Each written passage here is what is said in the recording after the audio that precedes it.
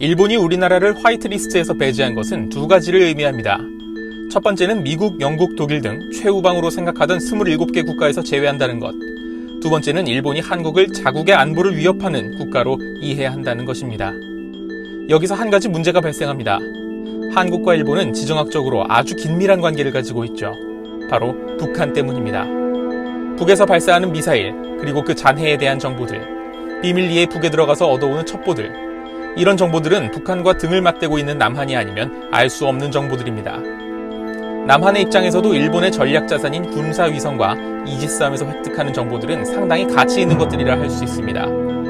또한 지난 정부들에서 북한과의 관계가 완전히 단절되는 바람에 휴민트, 즉 사람을 통한 정보 획득도 예전 같지 않은 상황이라 대북 정보 공유는 남한에게도 그렇게 가벼운 문제만은 아닙니다. 자, 다시 화이트리스트 이야기로 돌아갑니다.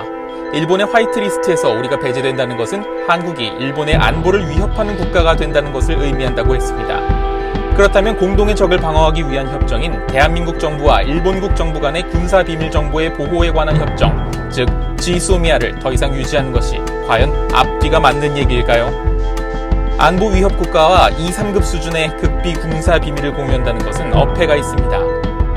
지소미아는 당시 여당이던 새누리당의 적극적인 주도로 2016년 11월 23일 체결됩니다.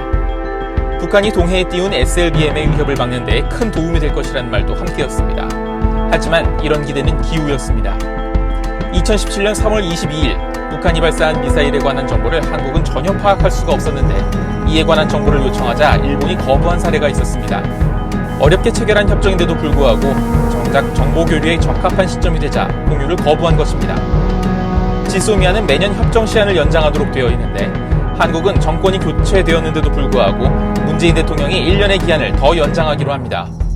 아직 판단하기에는 자료가 너무 적다는 이유였습니다. 사실 지소미아는 한일 간의 실제적인 군사정보 교류가 목적이라기보다는 미국이 구상하는 한미일 공조의 일부라고 보는 것이 맞을 수도 있습니다. 걸핏하면 싸우는 두 나라를 미국이라는 중재자가 하나의 협정으로 묶어둔다는 의미입니다. 이는 주한 미국 대사 해리 해리스의 언급에서도 확인할 수 있습니다. 부임 직전까지 지소미아 성사를 위해 노력했기에 이 문제를 잘 알고 있다. 나는 지소미아가 한일 간 군사 협력의 성숙도를 보여주는 사례라고 믿는다. 미국과 한국, 일본의 국방, 안보 관련 정보 공유 역량이 향상된다는 점에서 중요하다. 한국이나 일본이 양국 간 문제로 이 합의를 파기하려고 한다면 매우 유감스러울 것이라고 생각한다. 그런 일이 벌어지게 되면 유감스러울 것이다. 만약 화이트리스트 배제를 이유로 한일 간의 지소미아가 폐지된다면 일본은 미국에게 무척이나 곤란한 입장이 되어버리고 맙니다.